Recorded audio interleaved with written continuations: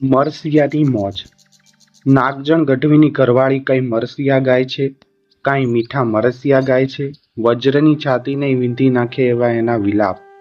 કોઈને મીઠે ગળે ધોળમંગળ ગાતા આવડે, કોઈ વળી રાસડા લેવરાવતા લેવરાવતા આપ ધરતીને ચગડોળે ચડાવે, કોઈ હાલરડા ગાઈને નખેદમાં નખેદ છોકરાને છાના રાખીને ઉઘાડી દે. પણ આ ચારણીને તો રોવાનો ઇલમ હાથ પડી ગયેલો. સાંભળનારને સાચે સાચ મરીને પોતાના નામને એના કંઠમાં ઉતારવાનું મન થાય. નાગજણ, નાગજણ, તું ભાગ્યશાળી છો હો. તારી સ્ત્રી જેદી તારા નામના મરસિયા બોલશે તેદી તો કાંઈ ખામી નહીં રહે. કાચા પોચાની છાતીને તેદી ઝીલશે નહીં. નાગજણને વિચારવું પડ્યું. સાચી વાત, હું મરીશ તેદી મરસિયા સૌ સાંભળશે, ફક્ત હું જ નહીં સાંભળું.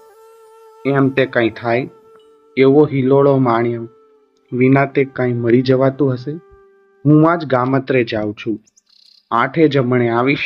એમ કહીને નાગજણ ચાલી નીકળ્યો. દિવસ આથમવા ટાણે અંધારામાં પાછો આવીને ખોરડાની પછી તે સંધાઈને બેસી ગયો. માણસે આવીને ચારણીને સમાચાર દીધા. બોન, તારા કરમ ફૂટી ગયા. સીમાડે નાગજણને કાળો એરું આ પડ્યો. એના પ્રાણ નીકળી ગયા. ધીમે ધીમે ચારણીના દિલમાં વિયોગનું દુઃખ જેમ જેમ ઘૂંટાતું ગયું તેમ તેમ મરસિયા ગાતી રોવા લાગી. હે દાત્રાણા ગામના ચારણ નાગજણ, હે ચારણોના પાડાના વડીલ, આજે તું મળતા તો દિશાઓ જાણે ચક્કર ફરવા લાગી, જાણે ગિરનાર પર્વત ખળભળ્યો. હે નાગજણ ગઢવી, ગળે બથો ભરવા માટે તું હવે ક્યાંથી મળવાનો? હે કુલના દીપક, પ્રીતિથી રમતો રમીને તું તો ચાલ્યો ગયો. સૃષ્ટિના તમામ જીવ રોજ થોડી થોડી વાર જંપી જાય, પણ દરિયાના નીરને જંપ ક્યાં? દિવસ અને રાતે રુદન કરે. મારા અંતરના સમુદ્રની પણ તું મળતા એવી જ ગતિ થઈ ગઈ છે. હૃદયમાં કલ્પાંતની ઘૂઘરમાળા પહેરાવીને હે નાગજણ તું ચાલ્યો ગયો. હે નાગજણ, ચીવતરની નૌકાના સળ ચડાવ્યા, મુસાફરી માટે બધી તૈયારી કરી, પણ ત્યાં તો તું નાવિક ચાલ્યો ગયો અને વહાણ શણગારેલું જ રહી ગયું. હે સોળ તાણીને સૂતેલા કંથ, કા મારા સાદનો હોકારોય નથી દેતો. હે નાગજણ, તું કેમ નઠોર થયો? હે પતિ નાગજણ, એમ માં સમજજે કે હવે જીવનમાં મને મીઠાશ છે.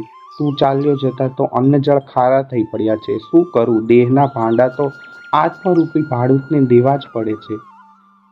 હે વહાલા નાગજણ, તારું જીવતર તો અમારા જેવા પરદેશી વેપારીના વહાણ તુલ્ય હતું.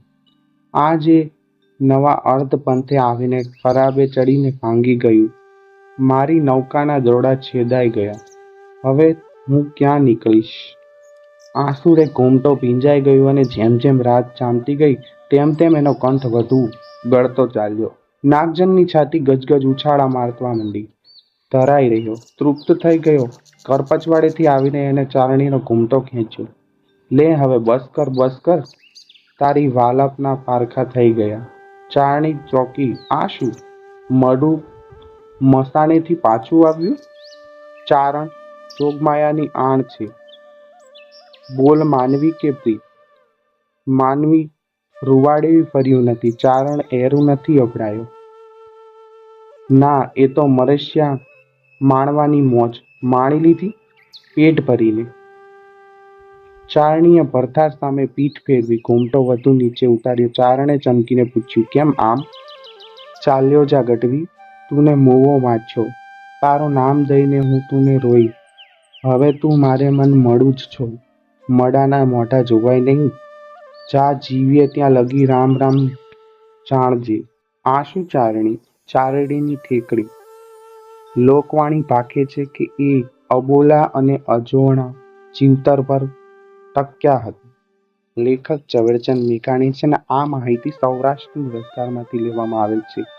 જો તમે આવી જ અન્ય સત્ય ઘટનાઓ, લોકવાર્તાઓ, પ્રેરણાત્મક સ્ટોરી અને ગુજરાતી લોક સાહિત્ય વાંચવા માંગતા હોય તો અમારી ચેનલ આપણું સાહિત્યને સબસ્ક્રાઈબ કરો. બાકી મળીશું નવા વિડીયોમાં અમારી ચેનલમાં. ત્યાં સુધી જય હિન્દ, જય ભારત દોસ્તો.